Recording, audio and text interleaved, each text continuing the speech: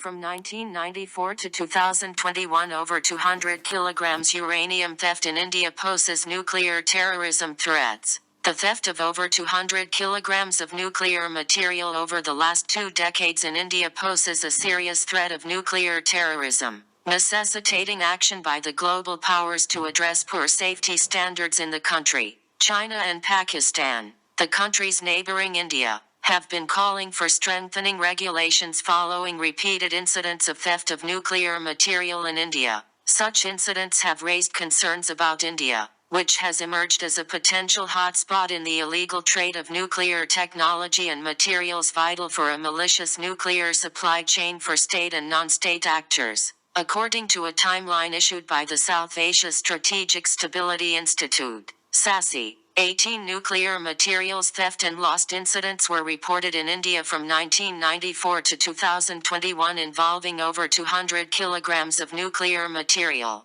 The Indian authorities recovered 2.5 kilograms uranium in 1994, 111 kilograms in 1998, also involving an opposition leader, 59.1 kilograms in 2000, 200 grams in 2001. 225 grams in 2003, 4 kilograms in 2008, 5 kilograms in 2009, 9 kilograms in 2016, 1 kilogram in 2018 and 13.75 kilograms in 2021 in several other incidents. According to a research paper jointly issued by SASI President Dr. Maria Sultan and now Human Rights Minister Dr. Shireen Mazari, the reports of Indian involvement in the theft of nuclear fissile material dates back to the early 1970s, but the magnitude of the threat increased manifold in the 1980s and 1990s. India needs to answer the world: how can the state allow its street criminals to possess uranium?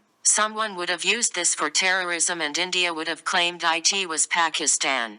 The truth has been exposed. The world must ask India to answer. https://t.co/3nmlqm20r9. In the late 1980s, the CIA had concluded that India was trying to develop a sophisticated hydrogen bomb. In 1994, on a tip-off, a shipment of beryllium was caught in Vilnius, worth $24 million. The material could fall into the hands of extremists and terrorists in India with disastrous consequences. The out-of-control material could also be a cause of concern due to the proliferation reasons. It is also the responsibility of global organizations and India's partners to raise the standard of nuclear safety and security in the country and investigate shortcomings for maintaining tight controls on nuclear and radioactive materials. Should look seriously in this, as it is most dangerous radioactive element used for atomic bomb.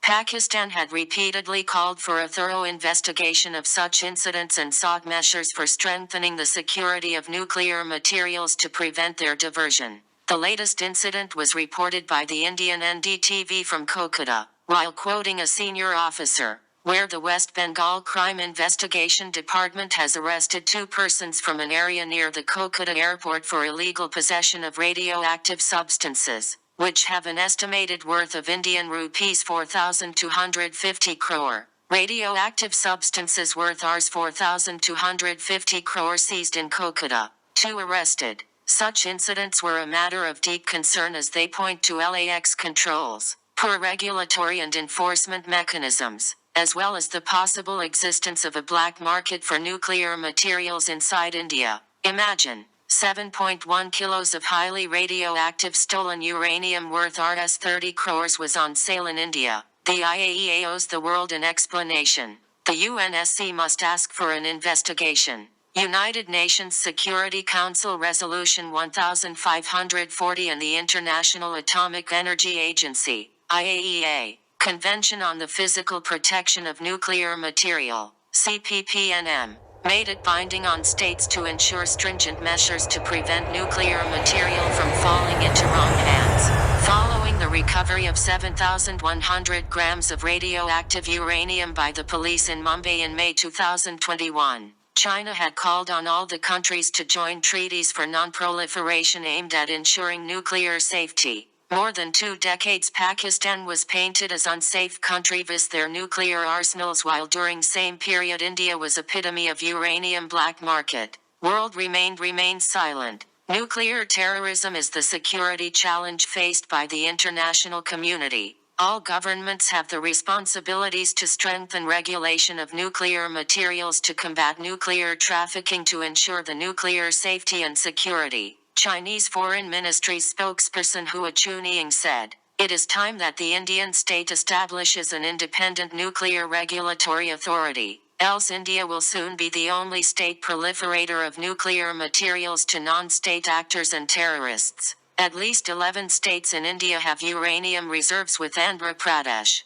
Jharkhand and Meghalaya recording the largest reserves of radioactive material. India's inadvertent missile launch underscores the risk of accidental nuclear warfare. Complex weapon systems are inherently prone to accidents, and this latest launch is one of a long history of military accidents in India. BrahMos cruise missiles have been built by India and Russia. Last month, while most of the world focused on the war in Ukraine and worried that a beleaguered Russian leadership might resort to nuclear weapons, thus escalating the conflict into a direct war with the US-led NATO nuclear-armed alliance, a nearly tragic accident involving India and Pakistan pointed to another path to nuclear war. The accident highlighted how complex technological systems, including those involving nuclear weapons, can generate unexpected routes to potential disaster, especially when managed by overconfident organizations. India and Pakistan possess more than 300 nuclear weapons between them,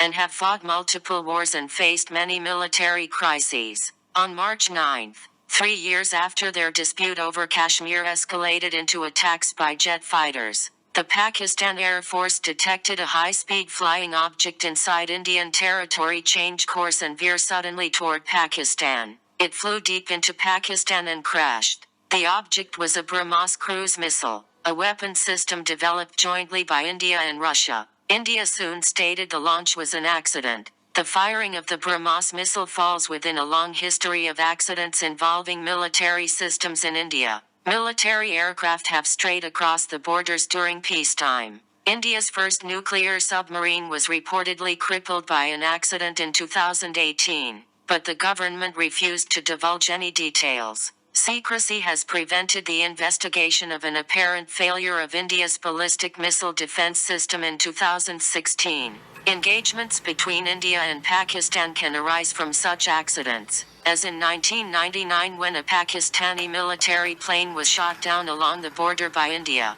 killing 16 people. Pakistan has had its share of accidents, including a Pakistani fighter jet crashing into the capital city in 2020. All these weapons systems are inherently accident-prone because of two characteristics identified by organizational sociologist Charles Perrow decades ago: interactive complexity and tight coupling, that combine to make accidents a normal feature of the operation of some hazardous technologies. The first characteristic refers to the possibility that different parts of the system can affect each other in unexpected ways, thus producing unanticipated outcomes. The second makes it hard to stop the resulting sequence of events. For Perrow, the dangerous accidents lie in the system, not in the components, and are inevitable. Perhaps the best and most troubling proof of this proposition is in the realm of nuclear weapons, which embody all the properties of high-risk technological systems. Despite decades of efforts to ensure safety, these systems have suffered many failures, accidents and close calls.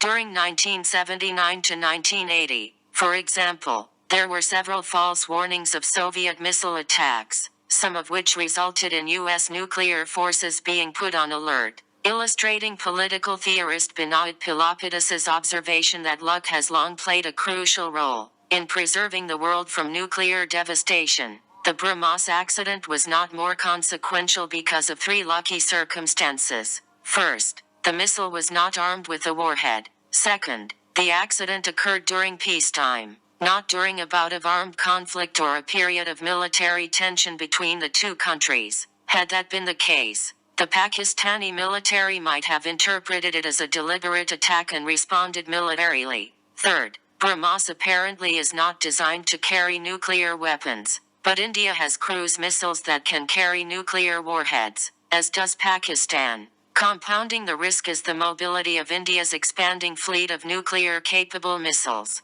These can be launched quickly from specially developed vehicles that move around on roads or rails, meaning that military planners in Pakistan and China, the nuclear-armed neighbors against whom India has war plans, have to be prepared for sudden missile launches from almost anywhere in India's vast landmass. Given the secretive nature of Indian nuclear policy-making, little is known about India's nuclear command and control system. However, the 1999 draft nuclear doctrine called for assured capability to shift from peacetime deployment to fully employable forces in the shortest possible time. Emphasis added. The combination of technology and plans for being able to rapidly launch nuclear weapons raises the risk of accidental and inadvertent escalation to nuclear war. South Asia's geography is pitiless. It would only take 5 to 10 minutes for a missile launched from India to attack Pakistan's national capital, nuclear weapon command posts or bases.